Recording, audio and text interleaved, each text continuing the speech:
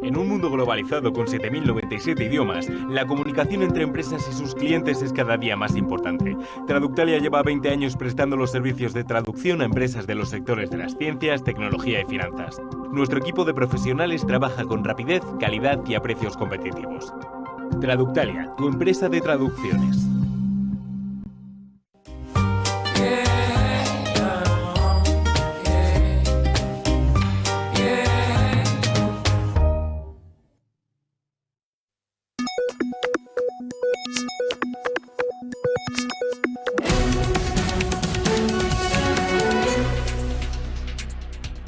Pulso económico de un buen día de bolsa. Como van a ver a continuación, el índice general sube 1,27, se queda en 11.172,1.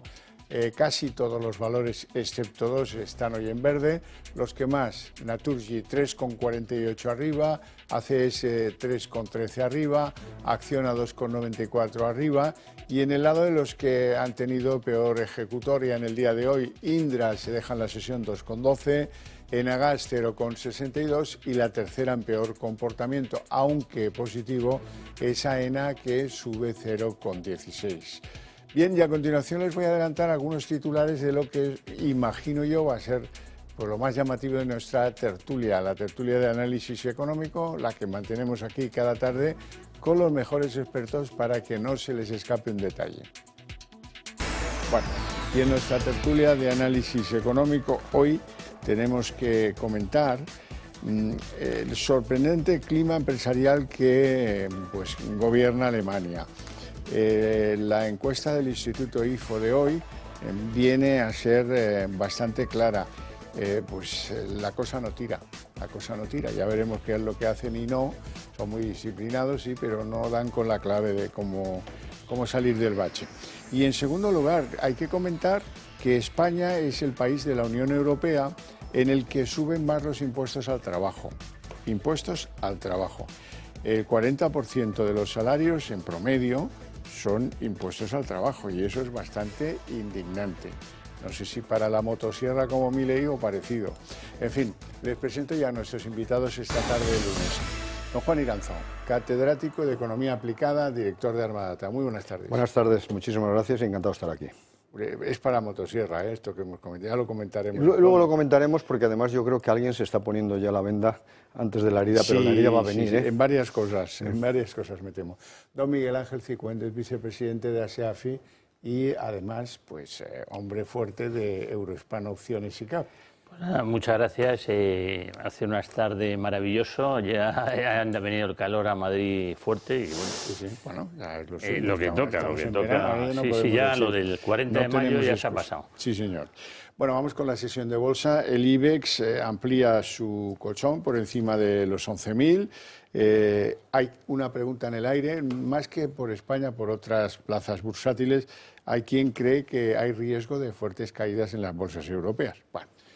Iranzo, ¿cómo lo ves? Bueno, yo creo que con optimismo, porque básicamente aquí lo que están pesando son los resultados empresariales y en gran medida todavía expectativas de bajada de tipos de interés, como luego iremos analizando.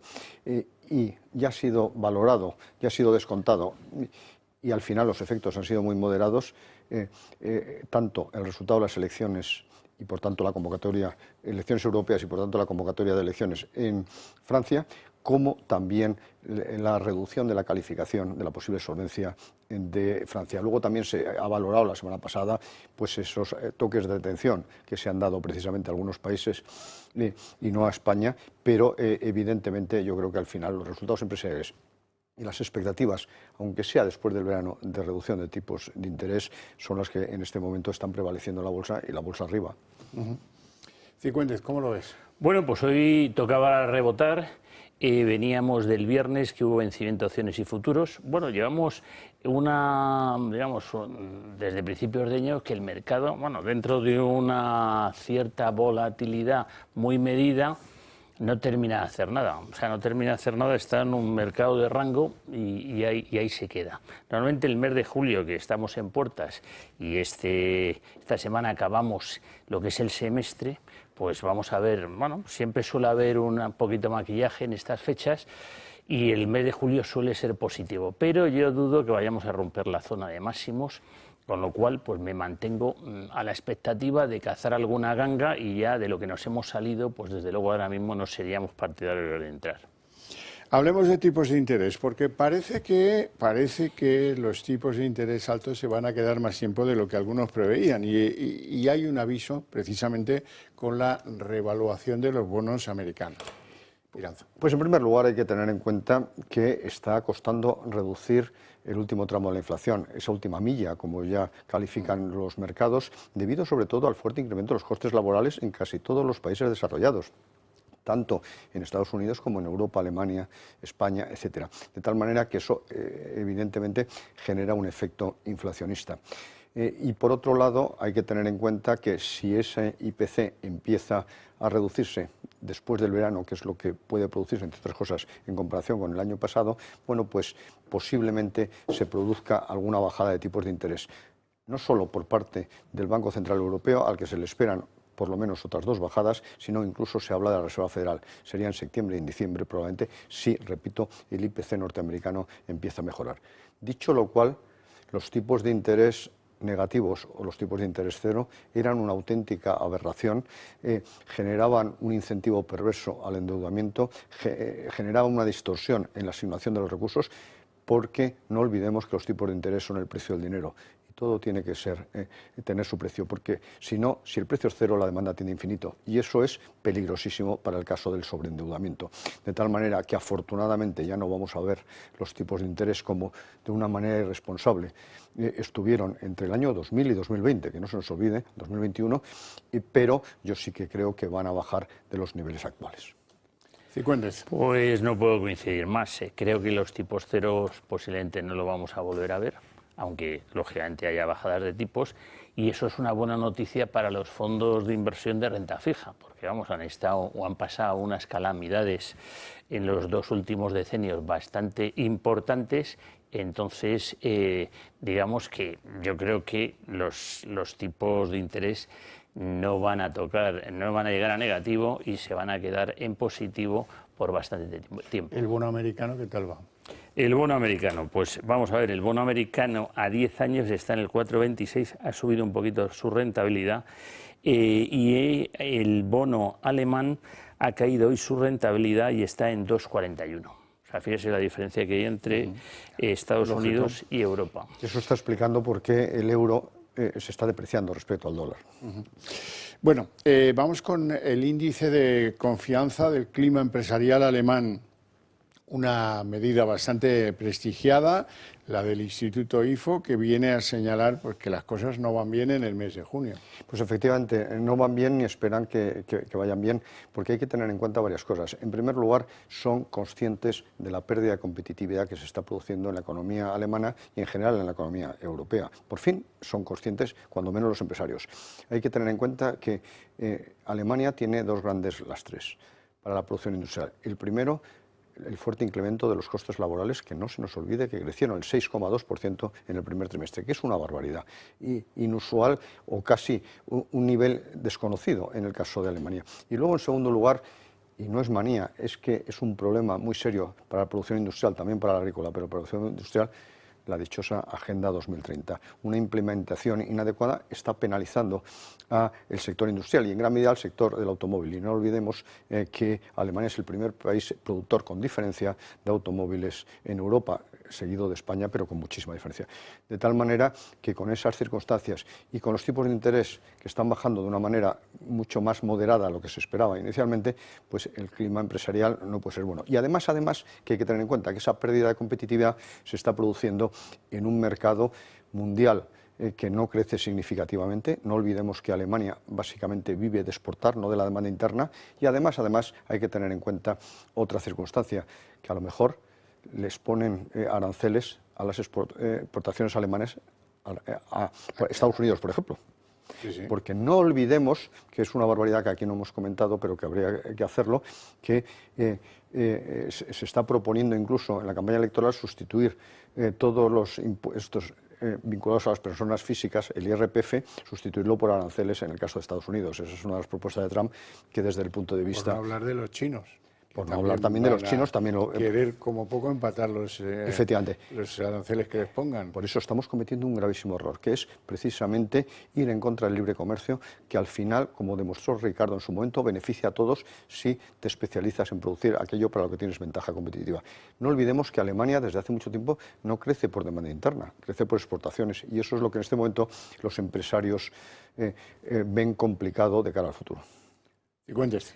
Pues nada, coincido con lo que dice Juan. No me extraña que hayan querido hablar con Milei, que puede exportarles bueno, algo que los alemanes no tienen y que antes se lo daba Rusia. Entonces, bueno, pues oye, la han recibido bien, no con honores de jefe de Estado, porque parece ser que no quería, pero bueno, que allí ha estado. Hoy hemos tenido un rebote del DAX y demás, pero es un rebote simplemente después del vencimiento de futuros que no tiene nada que ver con el IFO, porque, bueno, no ha sido bueno el dato, pero el mercado ha rebotado pues porque había caído con el vencimiento de opciones y futuros. Bueno, pues vamos con algunos nombres propios. Iberia, que en el fondo es IAG, Lufthansa y Vueling, Vueling también es IAG, reclaman 1.000 millones a AENA. Y sorprendentemente, hombre, AENA hoy ha tenido un comportamiento bastante regular. Ha subido la que menos, pero 0,16 no se ha visto impactada por esta reclamación que deriva de tiempos de la pandemia. Bueno, porque evidentemente lo primero que hay que tener en cuenta es que está valorando mucho la bolsa el negocio actual y el potencial de negocio que tiene AENA, que está vinculado lógicamente al tráfico aéreo que ha crecido significativamente durante el primer trimestre del año. No olvidemos que el número de pasajeros que han pasado por los aeropuertos de AENA han sido 26 millones durante esos 3 meses, que significa un incremento del 14,9% respecto al año anterior. Y además se espera que en los próximos meses la situación siga aumentando y se supera ampliamente los 260 millones de pasajeros que transitaron por aeropuertos de AENA el año pasado, el 2023. Y luego, por otro lado, está esta discusión vinculada a la subida probablemente inadecuada de tarifas en el peor momento, un 4,09%, cuando el tráfico aéreo estaba detenido. Las compañías aéreas piden que se les devuelva esa subida de tarifas, estoy hablando de los slots, handling, etcétera. Sin embargo, AENA manifiesta que las tarifas han bajado un 7% desde el año 2015. Los jueces al final decidirán, ¿no? ¿Y cuéntanos cómo ves AENA? Bueno, pues AENA es un valor que está en máximos históricos, por lo que yo tengo aquí prácticamente, está en máximos históricos y bueno, para que quien las tenga, que las mantenga. Es un valor que lógicamente está a precios muy exigentes, porque estando en máximos, pero que tiene grandes perspectivas. Nosotros no la tenemos. Bueno, les comentaba yo antes al principio que España es el país de la Unión Europea donde los impuestos al trabajo son más elevados, aproximadamente un 40% de los salarios, y eso es como una piedra muy pesada que impide que el resto de la maquinaria funcione adecuadamente. Hombre, es un lastre enorme porque en primer lugar lo que provoca es que los costes laborales sean mucho más altos, porque lo que es la cuña fiscal, la diferencia entre lo que le cuesta al empresario y lo que al final percibe el trabajador es de esos niveles, por tanto superior al 40%. Eso que implica mayores costes laborales, menos competitividad y, por tanto, menos empleo. Pero además hay que recordar que estamos en un país que tiene la tasa de paro más alta de toda Europa, superando también a Grecia, de tal manera que lo que hay es que favorecer el empleo. Y en este sentido se ha penalizado no solo a través del IRPF, sino también a través de las cotizaciones sociales. No se le ocurrió otra cosa al señor Escrivá, en contra de sus propios principios pasados, que subir la fiscalidad sobre el factor trabajo para tratar de salvar el sistema de pensiones. Sistema que además no ha salvado y que lo que ha hecho es penalizar enormemente la competitividad y el empleo en la economía española. Debe estar muy triste Escrivá, que quería ser gobernador del Banco de España, pero parece que nadie cuenta con él. Sí, parece que van pasando los cargos. Yo creo que se equivocó enormemente desde que cambió su actitud cuando le nombraron ministro, porque en la IDEF lo hacía razonablemente bien y bastante ortodoxo. Ya casi no nos acordamos. Ya casi no. Cifuentes, ¿cómo ves esto? Yo voy a hacer el comentario desde el punto de vista de los autónomos.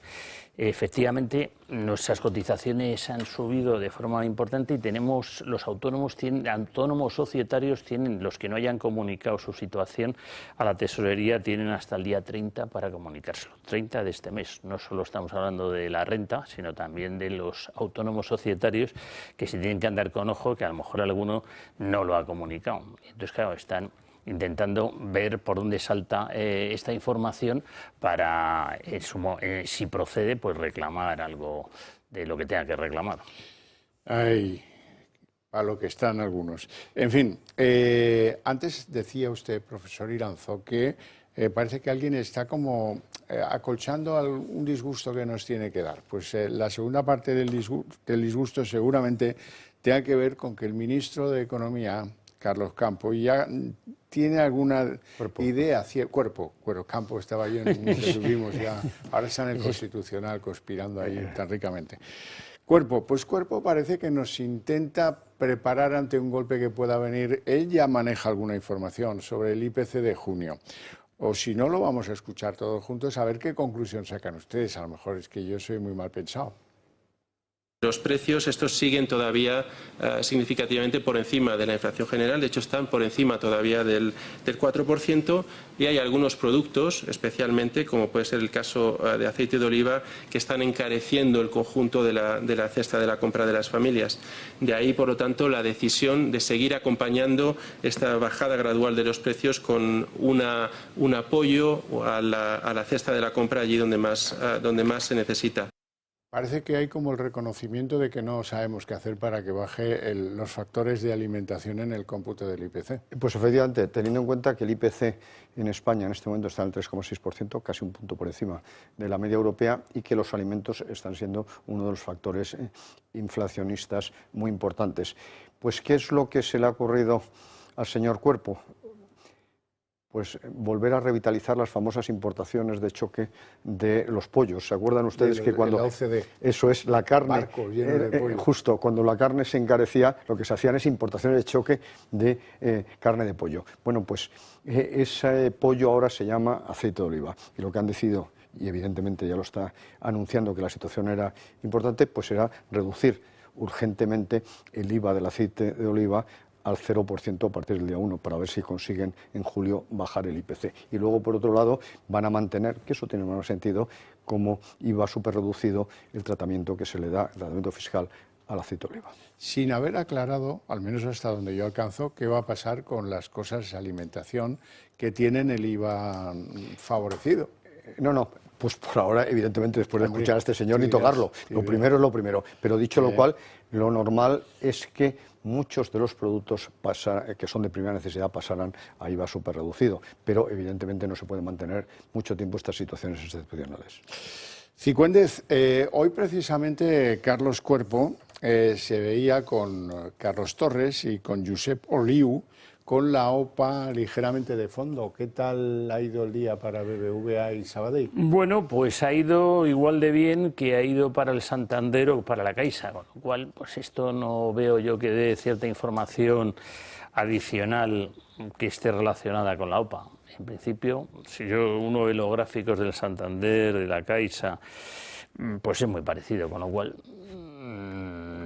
no me aporta nada.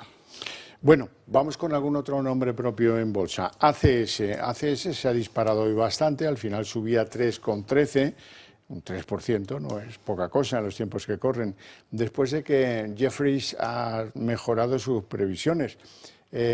¿Cómo ven este valor?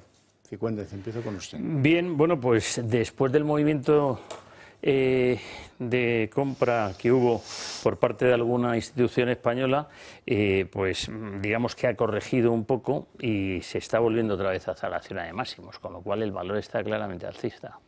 Hombre, evidentemente los resultados del primer trimestre anunciaron y confirmaron un crecimiento de los beneficios del 8,4%, hasta los 177 millones en el trimestre. Por tanto, un crecimiento muy importante, además con un mercado claramente en expansión, tanto a nivel internacional, porque está ganando ACS diferentes concursos, como a nivel nacional, que la obra civil se está animando, de tal manera que hoy mismo era candidato a algunos de los proyectos que potencialmente, porque ya veremos con este gobierno, se van a desarrollar en nuestro país.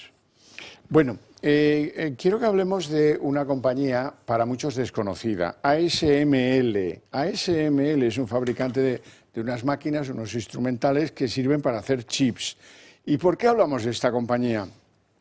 Que ni siquiera es española ni cotiza en el mercado español. Pues porque se ha convertido en la empresa más grande de la zona euro por capitalización. Le ha arrebatado ese papel a Louis Vuitton, Moët Hennessy, que es el grande de lujo. ASML pues está por encima de 394.000 millones de euros. Efectivamente, y hoy mismo, precisamente Louis Vuitton cotizaba y por tanto tenía una valoración de 363.000 millones de euros. Es decir, ha dejado el lujo, las empresas de lujo, de ser los líderes en valoración, en capitalización en Europa, y han sido sustituidos, como es bastante habitual en Estados Unidos, por las tecnológicas. Y en este caso una tecnológica muy especial, porque ¿cuál es el problema fundamental, entre otros, pero a los que nos enfrentamos en los próximos meses e incluso años para el desarrollo de las tecnologías de información y comunicación? La falta de microchip y la enorme concentración de esos microchips, sobre todo en Taiwán. De tal manera que esta compañía fabrica, en este caso, maquinaria, no los chips, pero también en gran medida know-how. Por tanto, lo que abre es la posibilidad de que la oferta no solo se incremente a nivel internacional, sino que se diversifique. Y eso es importante. Y por tanto, en este momento es una empresa que tiene un producto muy demandado, crecientemente demandado, con enorme potencial, y por tanto eso ha generado una subida muy importante del valor, y ese valor, que pasaba bastante desapercibido, se ha convertido en el líder de capitalización en Europa. Pero para que vean la diferencia con Estados Unidos, pero está 1,7, 1,8 respecto a Estados Unidos, claro, a los líderes. Efectivamente, el valor es un valor que está claramente alcista, pero que demasiado tarde para entrar en esta fiesta, o no. Pero vamos, que es que yo hoy estaba viendo un 2,6. Nvidia, que podría ser, tiene sus similitudes, también está corrigiendo después de haber hecho unos máximos históricos brutales. Entonces es un valor muy relevante y que desde luego está en la cartera de los mayores, la mayoría de los fondos europeos, y que yo sigo, pero que ahora mismo me parece ya a precios muy altos, y yo ya no me parece razonable. Bueno, desde el año 22 las cotizaciones del sector de la energía renovable han ido cayendo y cayendo y cayendo, y eso genera pues que ha caído tanto que ahora empiezan a ser una oportunidad de compra para los grandes fondos inversores del mundo, que están haciendo en muchos casos pequeños internacionales ofertas públicas de adquisición, OPAs. Bueno, y los objetivos podrían afectar aquí en España a Solaria, a Creen Energy, a ERG, a Soltec o a Voltalia. Pues efectivamente, yo creo que son empresas que tienen futuro, si bien es verdad que su valoración no se correspondía con ese potencial futuro, y por tanto, si se ha producido una reducción del precio tan significativo, algunas incluso están a precio, no voy a decir de ganga, pero casi, pues sí que son atractivas para los inversores, sobre todo fondos a largo plazo, eso sí que hay que tenerlo en cuenta. Son atractivos para la inversión a largo plazo, por tanto, fondos de pensiones, etcétera. Pero por otro lado, hay que tener en cuenta que el escenario a corto plazo no es muy favorable para las energías renovables, puesto que hoy mismo el gas natural estaba a 34 euros megavatio hora. Recuerden ustedes que durante bastante tiempo estuvo a 340, 360 y se vendió una opción a 1.000 en Alemania. De tal manera que eso se va a mantener durante bastante tiempo, porque la oferta ha crecido en gran medida, como ya hemos dicho aquí en muchas ocasiones, por el fracking. Y luego, por otro lado, el precio del petróleo sí que ahí se está manteniendo estable, pero tampoco sube, 82,7 dólares. Si bien es verdad que ahora justo hace 10 años el petróleo alcanzó su punto máximo con 115 dólares el barril, que además no es comparable a los 115,82, porque durante esos años, y sobre todo en estos últimos, ha habido un proceso inflacionista muy alto, de tal manera que esos 115 a lo mejor de verdad eran 130 y tantos en comparación en términos constantes con los 82,7 de hoy. ¿Está opable el sector verde en España? ¿Está opable? Pues oye, es cuestión de verlo, porque habrá que ver caso a caso. Así en general yo mandaría con prudencia. Para invertir a largo plazo, pues puede que sí, pero sin prisa ninguna, vamos. Hoy rebotaba bastante Naturgy después de que parece que ya el impacto de la NOOPA, pero que tal, y los desarreglos entre Criteria y los australianos, 3,48 al final de la sesión. ¿Qué tal ves Naturgy? Bueno, Naturgy ya dijimos que si llegaba a 19,50 era una buena oportunidad de entrada. Yo la veo interesante porque ahora rentabilidad-precio está bien, es una empresa con buenos dividendos y a estos precios es mucho más interesante cuando está a 24 o por encima. Con lo cual no la veo mal. Si perdiera los 19,50 ahí ya mandaría con cierto ojo. Iranzo, brevemente. Hombre, yo creo que por lo menos por ahora la han dejado tranquila y por lo menos el Estado no sigue a cortísimo plazo pensando en que va a entrar, que distorsiona enormemente los precios. Por tanto, yo creo que es una empresa eficiente, con gran presente y futuro, y por tanto, pues parece bastante lógico que los inversores se animen. Bueno, pues una oportunidad más, la de Naturgy, en los próximos días o meses. No tenemos tiempo para más, lo dejamos aquí con mi agradecimiento para estos dos señores que me acompañan aquí y por sus opiniones sobre todo, pero a ustedes les invito a ver a continuación, a la vuelta de publicidad, la redacción abierta.